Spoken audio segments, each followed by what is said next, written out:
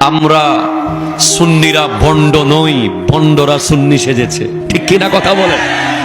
খবরদার, আল্লাহর ওয়াস্তে আমাদেরকে মাজার পূজারি বলবেন না ভাই। একদিন দেখান, আমি জয়নুল আবেদিনের গোটা জিন্দেগিতে আপনি একটা মিনিট দেখান যে আমি মাজারে গিয়ে কোনো অনৈতিক ইসলাম বিরোধী কাজ করেছি, দেখাতে আপনি পারবেন না। আমি এই বন্যার মধ্যে নোয়াখালী সেনবাগে গিয়েছিলাম ভালোবাসার পুটলি নিয়ে, সেখানে একজন ওলি আল্লাহর মাজার আছে। সবাই মিলে যখন আমাকে নিয়ে জিয়ারত করতে ঢুকতে চাচ্ছে, আমি ওই ওলি আল্লাহর মাজারের গেইটে দাঁড়িয়ে যুবকদের উদ্দেশ্যে আগে লেকচার দিয়েছি, মাজারে কি করা যাবে কি করা যাবে না। এরপরে জামাতের লোক বলেন, শিবিরের ভাই বলেন, যেই দলের বলেন, সবাই একসাথে জিয়ারত করতে গেছে।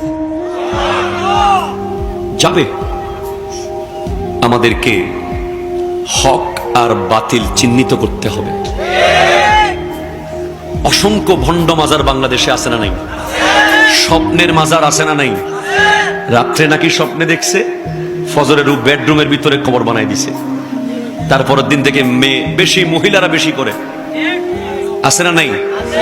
আপনারা আহলে সুন্নাত জামাতের যুবক ভাইয়েরা একসাথে মিলে এই ধরনের কোন ভণ্ডামির খবর পেলে যাবেন, একবার বুঝাবেন, দুইবার বুঝাবেন, তিনবার বুঝাবেন, চতুর্থ বার অ্যাকশনে গেলে আমরাও সাথে থাকবো। ঠিক কিনা কথা বলেন?